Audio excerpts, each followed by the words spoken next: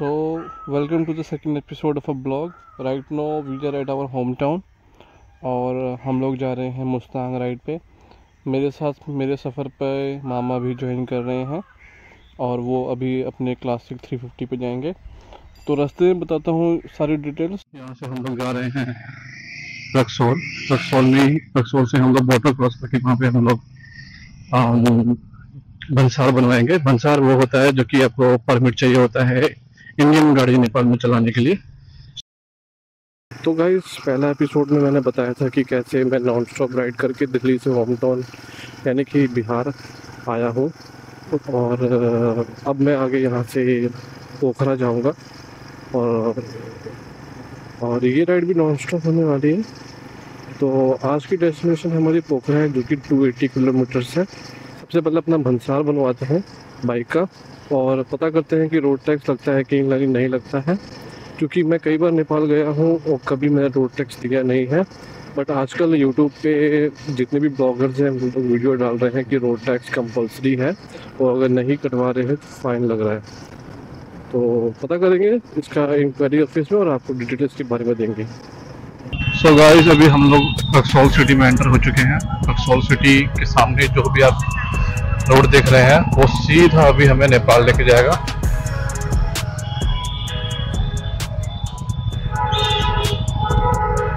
आगे एक फाटक आएगा।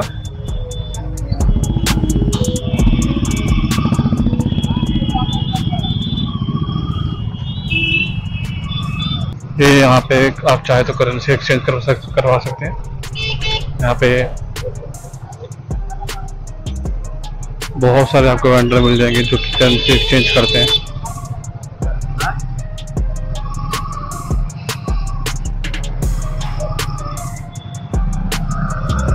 ये एक शॉर्टकट है।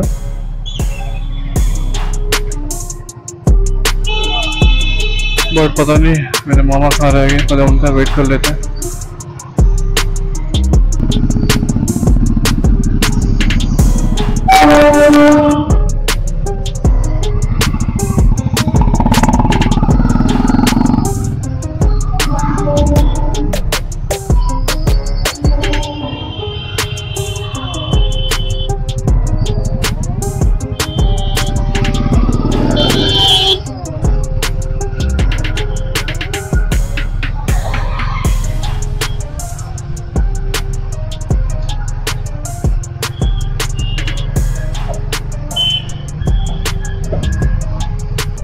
तो ये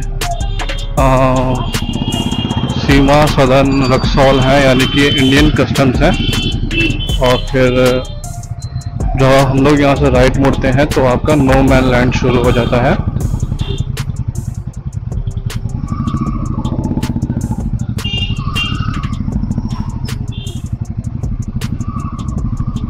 यहाँ पे एक रूटीन चेकिंग चलती रहती है।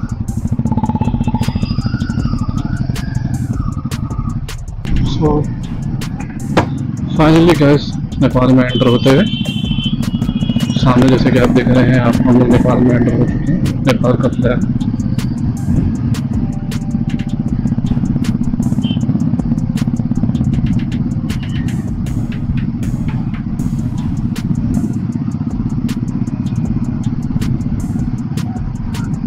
So guys, first episode and करने से पहले मैंने आपको बताया था एक सरप्राइज रूट के बारे में। तो गाइस, रूट कुछ इस तरह से है कि हम लोग मेन हाईवे जो कि सब लोग जिससे जाते हैं उससे हम लोग नहीं जा रहे हैं। हम लोग जाएंगे ऑफ रोड करते हुए। कुछ इस तरह से होगा कि पहले भंसार बनवा के बिरगन सिटी से होते हुए ठोरी जाएंगे, देन ठोरी से फुल ऑफ रोड करते हुए जाएंगे माड़ी से फिर चितनूर नेशनल पार्क के अंदर से जाएंगे हम लोग भरतपुर और फिर भरतपुर से हमारा फिर सेम मेन हाईवे हम लोग पकड़ लेंगे जो कि हमें डायरेक्ट पोखरा छोड़ेगा बंदीपुर और मुंगलिंग होते हुए।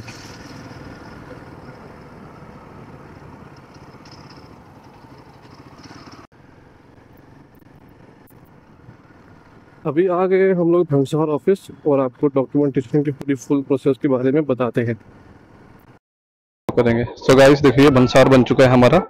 पूरे हमने 6 दिन का भंसार लिया है यहाँ से पूरा टूर का। उम्मीद है 5 दिन में हो जाएगा, बट स्टिल 6 डेज लेके चल रहे हैं, एक एक्स्ट्रा लेके चल रहे हैं, क्योंकि हमने यहाँ पे पता किया इंक्वायरी ऑफिस में, तो ये कह रहे हैं कि अगर आप एक दिन भी आपका एक एक्स्ट्रा जाता है, नंबर जितने भी डेज का आपने लिया उससे एक्स्ट्रा जाता है, तो आपको 2500 रुपये पर डे का हिसाब से लगता है, फाइन पेनल्टी लगता है, क्योंकि जब आप वहाँ से वापस जाएंगे तो ये लोग आपका भंसार चेक करते हैं। तो फिलहाल ये मेरे मामा हैं, ये भी रेडी हो चुके हैं और ये अपने बुलेट से जाएंगे 350 क्लासिक, और मैं जाऊंगा अपनी रुद्रा से हिमालयन 450। तो और भी बातें हैं जो मैंने यहाँ पूछी है, मैं आपको रास्ते में बताऊंगा। तो फिलहाल अभी निकलते हैं बीरगंज की ओर। तो रोड टैक्स लगता है या नहीं लगता है, तो मैं इसके बारे में आपको इन्फॉर्मेशन देना चाहता हूँ। तो गाइस, रोड टैक्स नहीं लगता है बट ओनली कार्स का लगता है, बाइक्स का नहीं लगता है। बट अगर आपको रिस्क नहीं लेना है और फिर भी अगर आपको सेफली एकदम बिना किसी झंझट के जाना है, तो आप रोड टैक्स बनवा लीजिए। रोड टैक्स किसी भी DTO ऑफिस में आपका बन जाएगा, किसी भी सिटी में, और ये उतना ही प्राइस का पड़ता है जितने का प्राइस आपका भंसार का था। तो जितने दिन का आप भंसार बनवाएंगे उतना ही आप समझ लीजिए कि उतना ही आपका रोड टैक्स लगेगा। मैं रोड टैक्स नहीं बनवा रहा हूँ क्योंकि मैं कई बार नेपाल जा रखा हूँ और मेरे को कभी मतलब कि रोड टैक्स की नीड नहीं पड़ी है, तो मैं रोड टैक्स नहीं बनवा रहा। तो रात होने वाली है गाइस, और जंगल वाले रूट पे हम लोग नहीं जा सकते, तो हम लोग आज का स्टे यहीं करेंगे और कल सुबह निकलेंगे।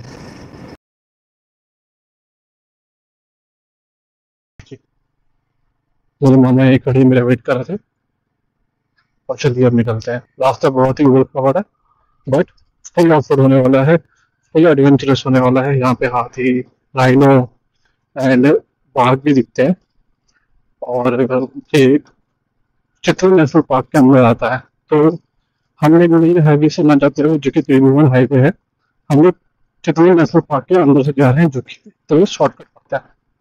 तो इस शॉर्टकट के चक्कर में हम फुल एडवेंचरस करते हुए हम लोग निकलेंगे और अपना सफर का मजा लेंगे। काफी बम्पी रोड्स हैं।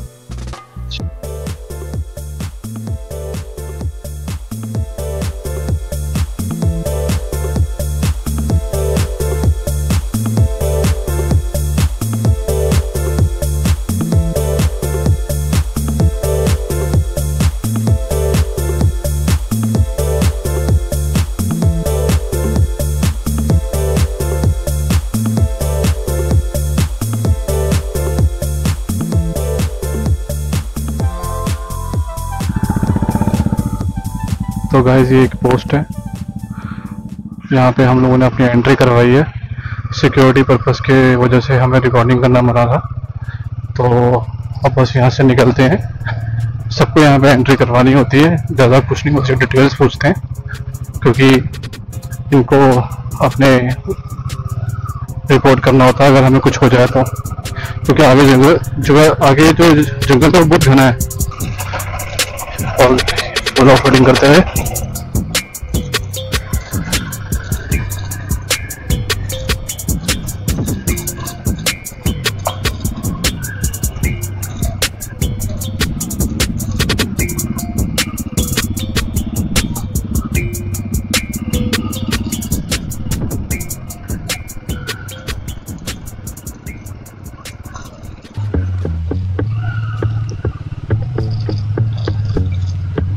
रास्ता बहुत बहुत बहुत ज़्यादा बम्पी है।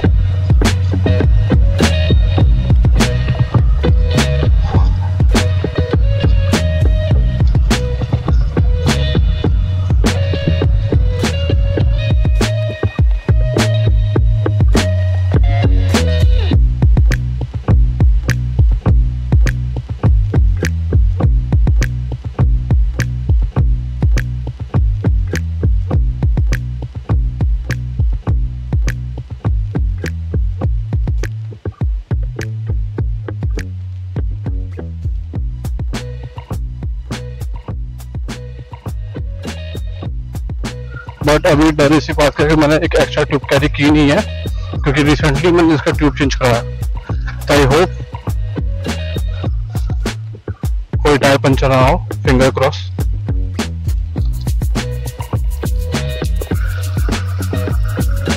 जैसे मैं और मोहम्मद साथ साथ चल रहे हैं। गाइस अभी एक और चेक पोस्ट आया था, वो चेक पोस्ट आपका एग्जिट के लिए होता है।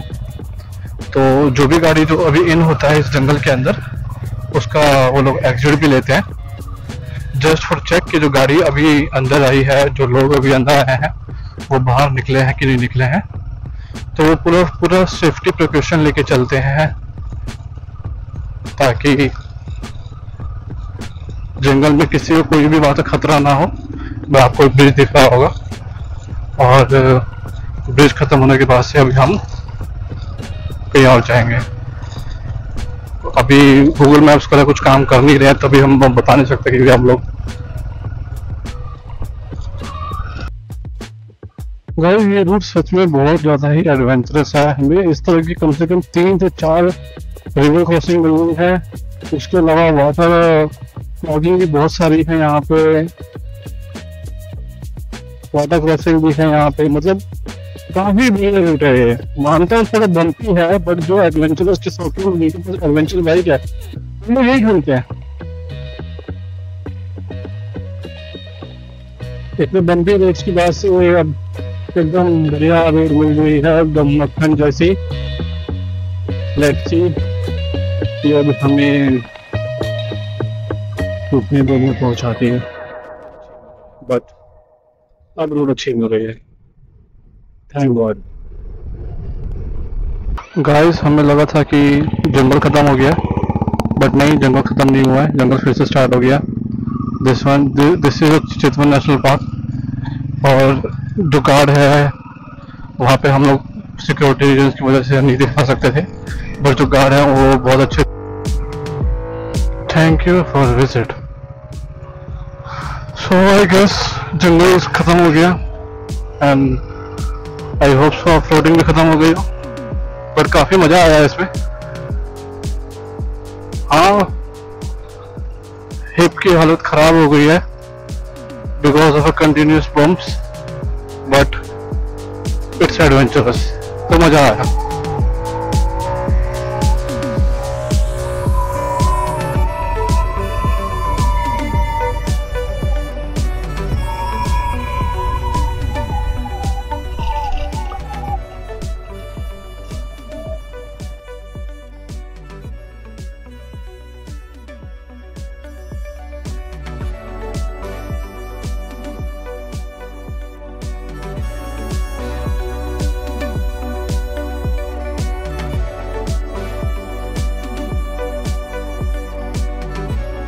गाइस बड़े बड़े पहाड़ के दर्शन अब स्टार्ट हो गए हैं, यहाँ से हमारी चढ़ाई स्टार्ट हो गई है बस।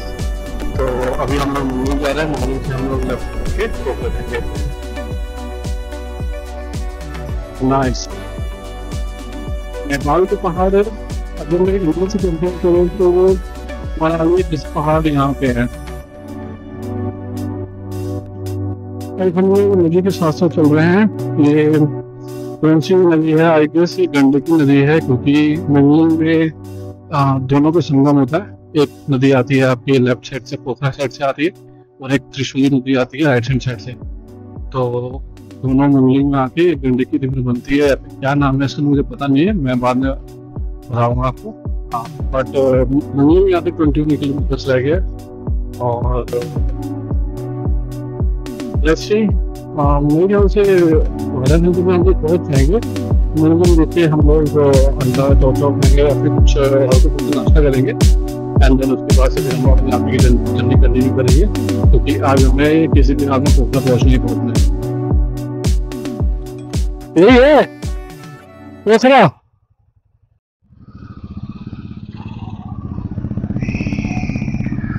ओके गाइस, शाम होने वाली है और टाइम हो रहा है 3 PM।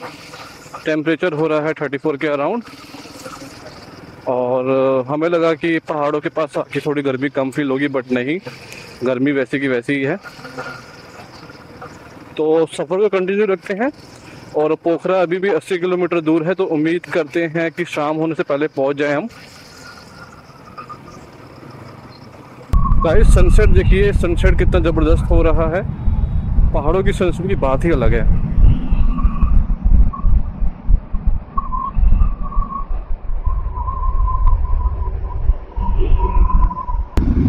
तो पोखरा रह गया है बस 20 किलोमीटर।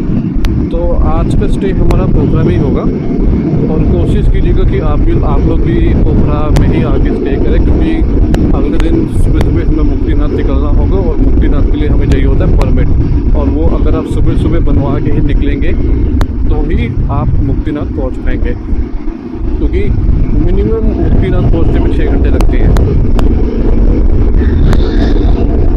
तो गाइस हम लोग पोखरा पहुंच गए हैं और अभी लेक साइड की तरफ जा रहे हैं। अभी हम लोग एयरपोर्ट की तरफ है, तो लेक साइड में ही आपको सारे होटल्स वगैरह मिलते हैं, क्योंकि वहाँ पे टूरिस्ट स्पॉट है वो, तो सारे होटल्स इजीली आपको वहीं मिल जाएंगे। अगर पीक सीज़न ना हो तो इजीली मिल जाते हैं, और 1000 से 2500 के बीच में आपको रूम मिल जाएंगे, AC non AC. And blog को मैं ये एंड कर रहा हूँ गाइस, तो